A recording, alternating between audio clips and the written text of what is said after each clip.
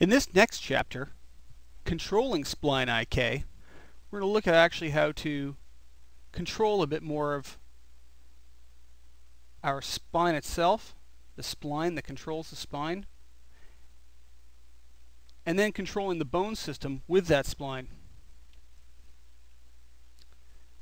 To further look at how we're controlling the spline, you'll actually find that there's a sweet spot in every character as to where these two objects should be to control the flex in the middle of the back, as well as the orientation, the constraint values for the position constraint on these two objects. Show you what I mean. I'll take these two and unlink them. Move this object, say, to about here somewhere, and then relink our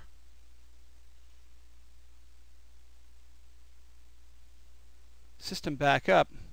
You'll see that when I rotate it, I get a completely different solution than what I did before. Don't forget, this object is moving on a positional change based on the constraint of this between these two and where this is rotating around this object.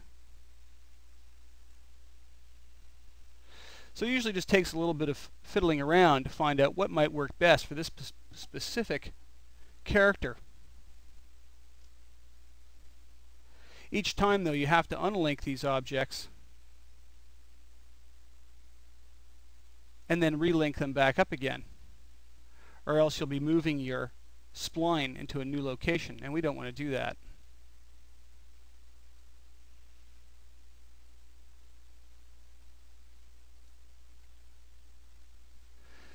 Find whatever works best for your character, because every character is going to be different. In this case, this seems to be working pretty good now.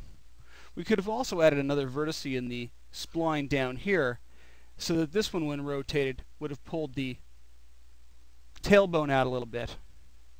I haven't done it in this case, just to keep it simpler, so that we're not having to mess with too many point helpers. It might just make it confusing for this demonstration. Just about anything is possible, though. The next stage is setting up the bones so that they follow the spline. The way we're going to do this is the same way you set up a stretchy bone in Max. And just to demonstrate how a stretchy bone works, I'm just going to use a one bone chain.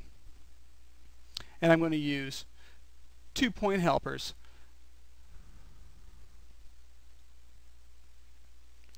The way it works is this. You take the first bone in the chain and you position constrain it to the first point helper. You take the child bone and you position constrain it to the second point helper, and you'll notice it's actually broken the chain. When I move this point helper, you'll notice that the bone is changing length, but it's not pointing at the helper or at its root bone or its child bone like it's supposed to. To get around this, I'm going to simply apply a look at constraint and have it look at that second point helper as well. Now you have a stretchy bone set up that you could use for just about anything, including muscles. You pick the bone and open your bone tools under animation, character bone tools.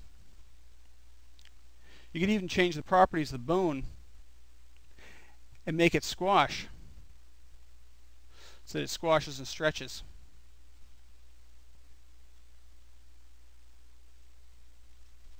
We're not going to want squash and stretch on the spine, but we certainly are going to want it to stretch when we stretch out the spline. To take that procedure now, we're going to make it a little different. We're going to use more point helpers.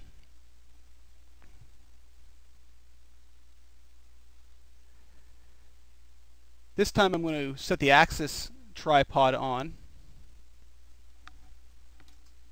Make it a little smaller maybe. And what I'm going to do is I'm going to set each of these point helpers now